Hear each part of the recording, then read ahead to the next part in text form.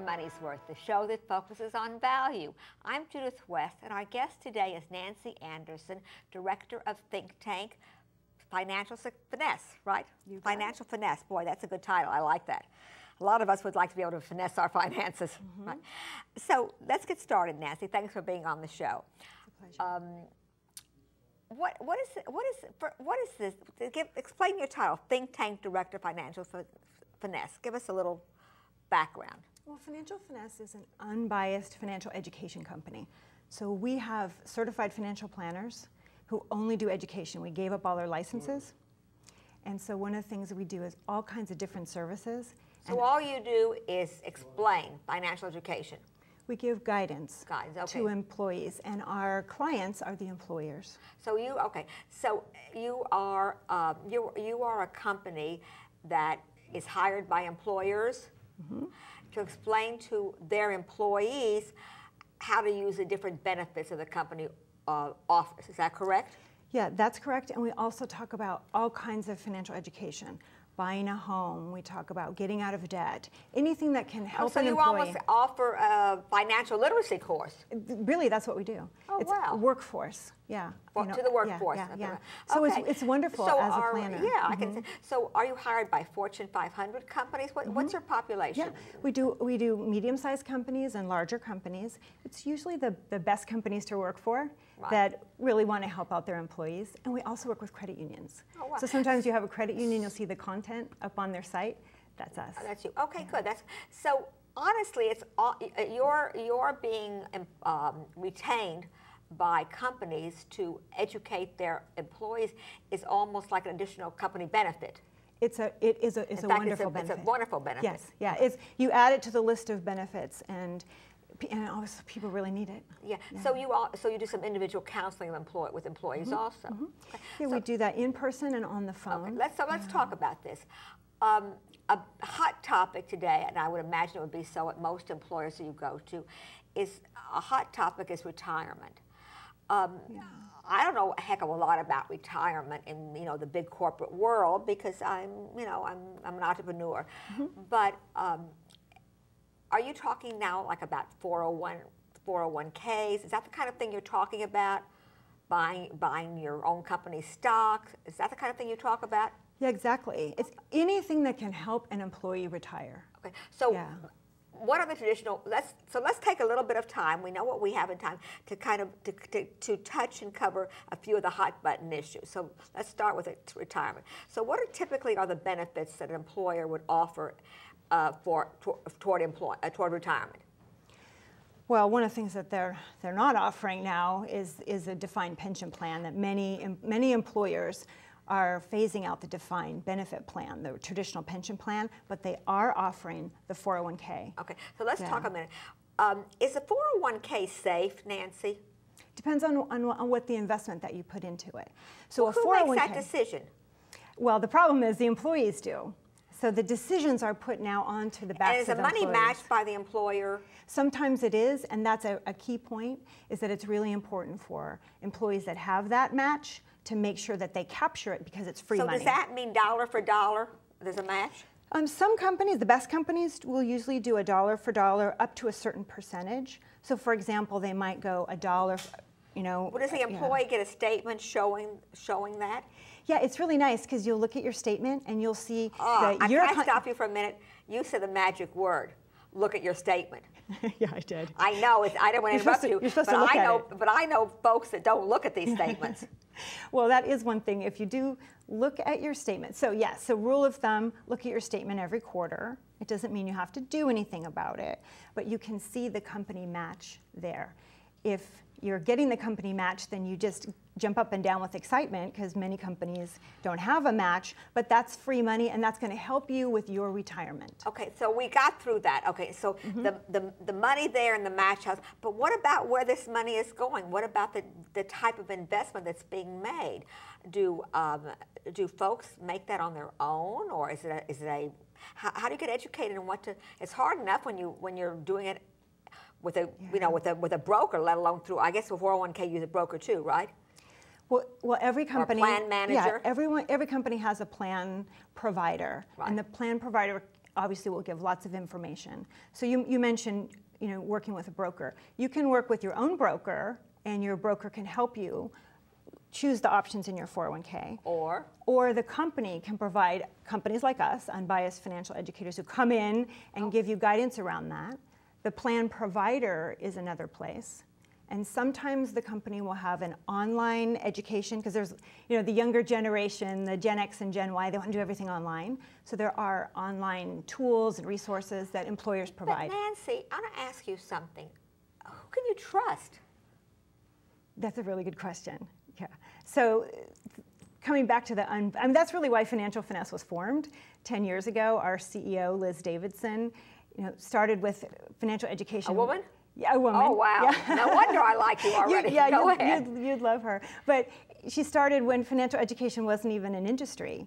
And think about having a financial planner coming into your workplace that isn't selling you something.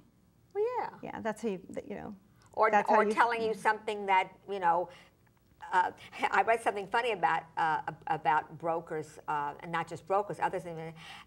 It's kind of a game where you win, I win, you lose, I win.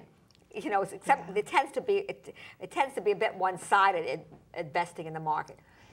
Yeah, and there's a lot of really good brokers out there. Yeah, there's a lot of really good ones, and there's a lot of good fund managers. Yeah, but there's also a level that says you have to be careful about who you listen to. Yes, and that's why if there is the ability, so people can ask their HR department, what are the resources I have that are unbiased, and that can be helpful, because it is really important to choose the right investments, the ones that are right for your risk tolerance and your temperament. Right. And the other thing is, it's not bad to you don't have to get only one opinion. You can talk to a couple of them, right? Yeah, and the one not to get is the investment guy at the office. Exactly. Because there's always somebody, maybe investment gal too, but there's always somebody at the office that'll say, oh, Judith, pick this, pick that, pick this. Well, that's maybe not what's right for you. Exactly. Get an outside source. Exactly. Yeah. It's funny, when you ask about advice for stocks, or you hear them on the street, you always hear about everybody's home runs. You never hear about anybody's losses. It's like the market goes down and nobody loses. No one's talking, right? No one's Everyone's playing golf and no one's talking. All right, so that I can see that's a really key benefit. So I can see. So what I also can see that someone that is disinterested, that's not making money on your investment, would be someone that might be more concerned with the individual's good health financially. Mm-hmm, mm-hmm. So I see that. I see where that level, financial finesse. Yeah, that's the financial literacy part. It's a very good issue, because after all, you're getting paid by the employer, not by the product that the employee is investing in. Exactly. Is that correct? Exactly. Yeah. Okay. Fine. Yeah. Okay. So that's a big issue. But now we have to go to another one. I don't know if it's bigger or equally as big. You'll tell me. Health. Healthcare is important because is that part of this financial finesse responsibility now? Health. 3 years ago, 20% of our business was focused on this employee benefits, where we talked about really how to maximize your benefits. Last year, 38% of our business, and this year, 60%.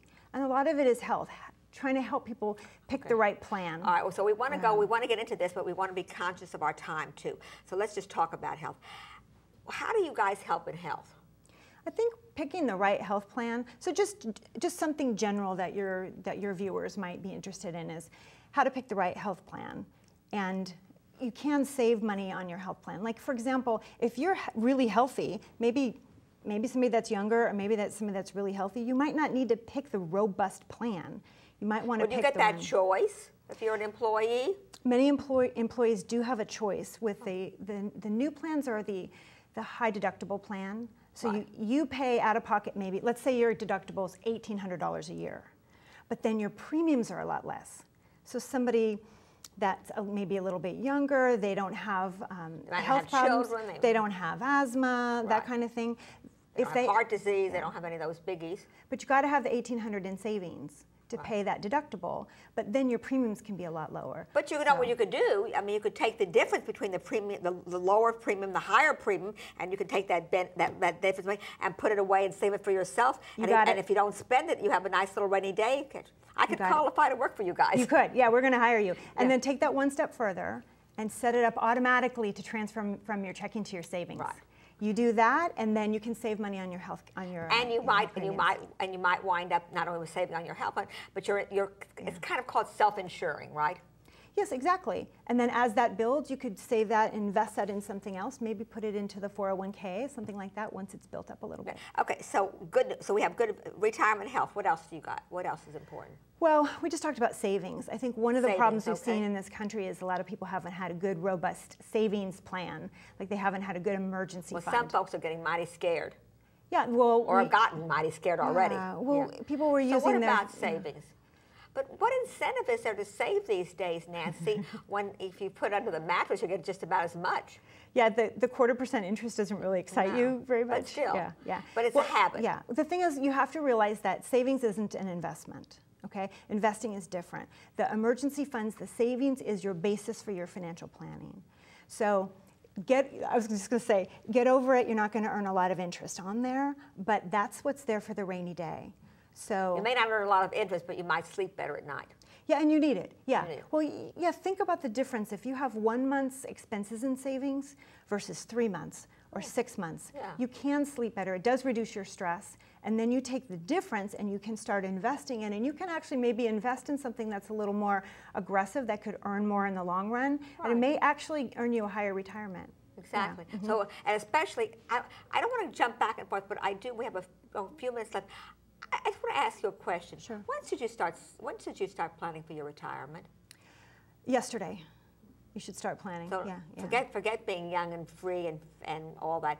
It's never too early. Yeah. If you start young, especially capturing the match. So I would say for anyone in their 20s, if you're able to invest in the 401k, even if it's a small amount, but capture some of that company, that free money, that company match, it can make a big difference. But if you're not 20, and it's never too late, because every dollar that you save is going to be yours later, so it's never too late. So, for getting through this, and we have only like a minute left, is it okay for an employee that doesn't know what they're doing to go to their human resource department and say, listen, I'd like some counsel here, who could you hook me up to, or I know you have a website. I'm concerned now about the folks that need some help, whose companies may not be forward enough looking to hire you or your firm. What can they do? That's exactly the right place to go, is to go to the Human Resources Department. Because, those people really care. I mean, the people that go into Human Resources, they care about humans. They really care about people. I hope so. Yeah, it's part of their day. That's their job. Right. And so they can give you those resources, but also ask for the ones that are unbiased, because I think that is a huge trend we're seeing, is that more and more employees are looking for the unbiased. So in summary, Nancy, we have very little time. Well, it seems like what you're saying is here, hey, this is the 21st century. We came through some very economic hard times, and we're still in them, really. People really have to take responsibility for their own well-being and their own destiny. You can't leave it to other folks to figure out. Really, you have to think of your retirement it's now do it yourself, and your company is helping you. And when you have that attitude, you'll succeed. Okay. Thanks so much for being on the show. I like your name. I like your style.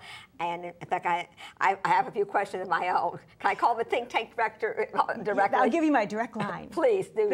Thanks for having me. Thanks for watching Getting Your Money's Worth. I'm Judith West. We just interviewed Nancy Anderson, think tank director, Financial Finesse. Thanks for watching.